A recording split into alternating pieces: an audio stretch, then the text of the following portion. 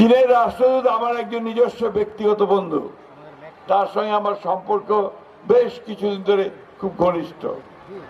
আমি ইতিমধ্যে দুবার চীনে গেছি, তারও আগে আমি চীনে কয়েকবার গেছি, কিন্তু চীন প্রতিদিনই বদলায়, প্রতিদিনই তার উন্নত হয়, উন্নত থেকে উন্নততর হচ্ছে। আজকে সারা পৃথিবীতে চীন একটা শক্তিশালী দেশে পরিণত হয়েছে। চীন সবচেয়ে বেশি এখন তাদের জনগণের কল্যাণ করেছে। এখন বিভিন্ন দেশে তারা আমাদেরকে সেইভাবে আমাদেরকেও সমর্থন দিচ্ছে। আমাদের উন্নয়নের ক্ষেত্রে তারা আমাদেরকে সমর্থন দিচ্ছে। আমাদের রাস্তাঘাট, ব্রিজ, কালভার্ট, ইউনিভার্সিটি এগুলো তারা বানানোর থেকে আমাদেরকে সমর্থন দিচ্ছে। সেই জন্যই আজকে আমি ওনাকে এখানে দাওয়াত করে এনেছি যে উনি আমাদের ঠাকুরগাঁও এলাকার জন্যে ওনাকে দিয়ে আমরা কিছু কাজ করতে চাই। সেই কাজগুলোর মধ্যে হচ্ছে আমাদের এখানে আমরা শিল্প কলকারখানা তৈরি করতে চাই। সেই শিল্প কলকারখানা তৈরি করাতে উনি আমাদেরকে সাহায্য করবেন।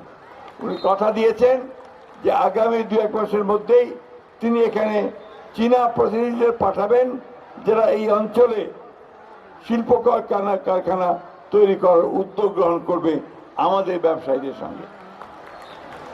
প্রিয় ছেলেমেয়েরা এবং প্রিয় ভাই বোনেরা, যারা গার্জিয়ানস আছেন, যারা এখানে অভিভাবক আছেন, আপনারা সবসময় মনে রাখবেন যে কোনো জাতি কখনো এমনি এমনি উন্নত হতে পারে না। আজকে এই চীন যে উন্নত হয়েছে তার নিজের চেষ্টায় উন্নত হয়েছে।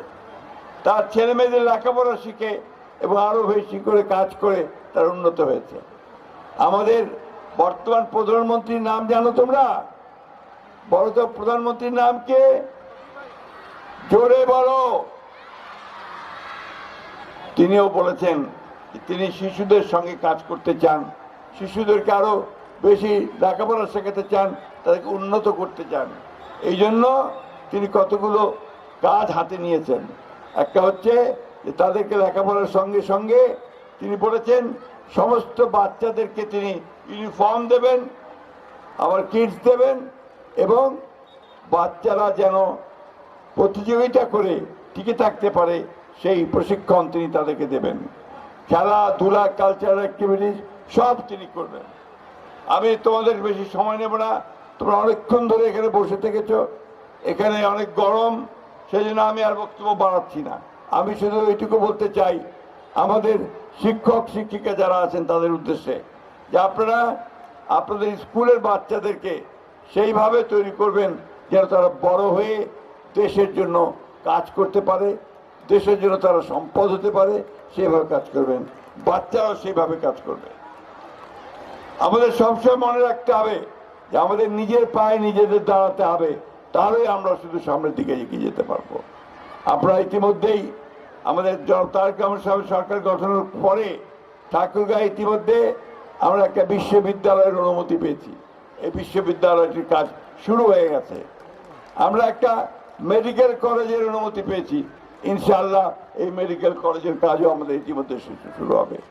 সেই কারণে আমরা যেন দ্রুত আমাদের অন্যান্য কাজগুলো করতে পারি, সেই ব্যবস্থাগুলো আমরা নিতে পারবো। আমি আর বক্তব্য দীর্ঘ করব না, শেষে বলতে চাই যে বাংলাদেশ চীন মৈত্রী এটা আরো দীর্ঘজীবী হোক, তাই না? তো সবাই তোমরা একটা স্লোগান দিয়ে বলবে, Bangladesh China friendship long live, long live Bangladesh China friendship. ঠিক আছে, long live Bangladesh China friendship. আবার বলো, long live Bangladesh China friendship society. তোমাদের সকলকে অনেক ধন্যবাদ। একই সঙ্গে I want to thank His Excellency. Please take your seat.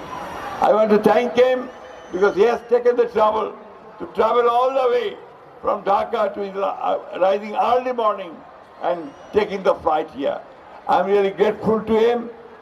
এবং at the same time একই সঙ্গে আমি তার সঙ্গে যারা এসেছে তাদের প্রতি আমি গ্রেটফুল। এখানে নাফিসা একটু আসো আমাদের, কাম হিয়ার। নাফিসা হচ্ছে আমার খুব প্রিয় একজন মেয়ে, সে চীনের মেয়ে, সে এখানে ঢাকা বিশ্ববিদ্যালয়ে পড়ে এবং আমাদের সঙ্গে সে বাংলা শিখে আমাদের কাজ করে, আমাদেরকে শেখায়। আমি তাকেও ধন্যবাদ জানাচ্ছি, তার সফর সঙ্গীকেও আমি আন্তরিক ধন্যবাদ জানাচ্ছি। সকলকে আমি আন্তরিক ধন্যবাদ জানিয়ে আবারও সকলের কোঅপারেশন চেয়ে, সহযোগিতা চেয়ে বক্তব্য শেষ করছি। সিএ ঠিক আছে। চীনা ভাষায় ধন্যবাদ হচ্ছে শিয়ে। সবাইকে ধন্যবাদ। তোমরা একটু জোরে সিএ বলো। ধন্যবাদ। আসসালামু আলাইকুম।